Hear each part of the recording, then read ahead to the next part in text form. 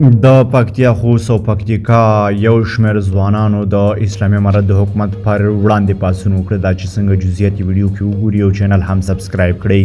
سلام درنو لیدونکو، ستړي مشئ.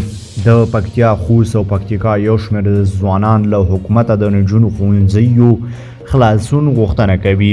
د پکتیا خوست او پکتیکا ولایتونو یو شمېر اوسیدونکي یو ځل بیا له سرپرست حکومته غواړي چې د نجونو پر مخ د ښوونځیو دروازې خلاصې کړي.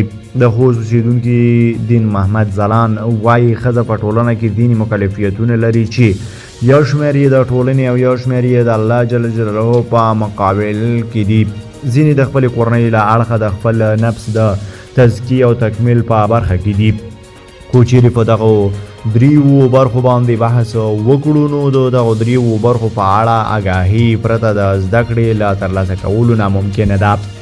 د پکتیکا اوسیدونکي ساحل محبت وایي له اسلامي امارات مو غوښتنه ده د هغه نجونې چې بې تعلیمه او بې سرنوشته پاتې دي هغوی ته دې د ښوونځیو اجازه ورکړل شي څو دوی ښوونځیو ته لاړې شي او خپلې زده کړې وکړي. د پکتیکا یو بل اوسیدونکي بیا وایي د نجونو ښوونځي او پوهنتونونه هر څومره ژر چې کېږي خلاص دي شي او د خلاصولو لپاره یې د ولایت غوښتنه هم دا ده چې اسلامي حجاب او نصاب د ژر تر ژره ترتیب شي.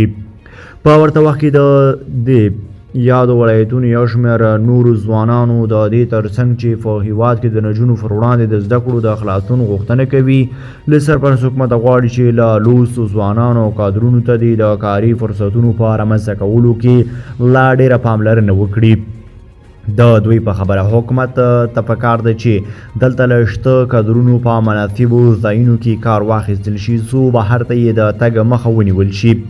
د خوست ولایت اوسیدونکي حمید ژوند وایي موږ په خپله هیواد کې د نجونو زده کړو ته ډېره اړتیا لرو. د دې ترڅنګ د ځوانانو ته د کاري فرصتونو پر برابرولو کې د همکاري وشي څو له هیواده د ځوانانو د غیر قانوني تګ مخنیوی وشي. د پکتیکا اوسیدونکي رحمت الله زیرمل بیا وایي چې زموږ غوښتنه له دولته دا ده چې د ځوانانو لپاره په هیواد کې دننه د کار زمینه برابره کړي څو ځوانان وکولی شي له خلکو ولسونو سره یوځای د هیواد د آبادۍ او سوکالۍ لپاره کار وکړي. د خوست اوسیدونکي آدم ګل ابرار وایي دوی مسلکي کادرونه هغه څوک دي چې د هیواد لپاره په بېلابېلو برخو کې کار کولی شي چې مهم دي نو باید فرصت ورکړل شي او د دوی له زده کړو او مسلکه د ګټه واخیستل شي. له هغې راهیسې چې سرپرست حکومت واک ته رسېدلی دی له شپږم ټولګي پورته د نجونو پر مخ د ښوونځیو دروازې بندې دي او ځوانان د کار له نشتوالي شکایت کوي. خو د سرپرست حکومت لوړپوړو چارواکو په هیواد کې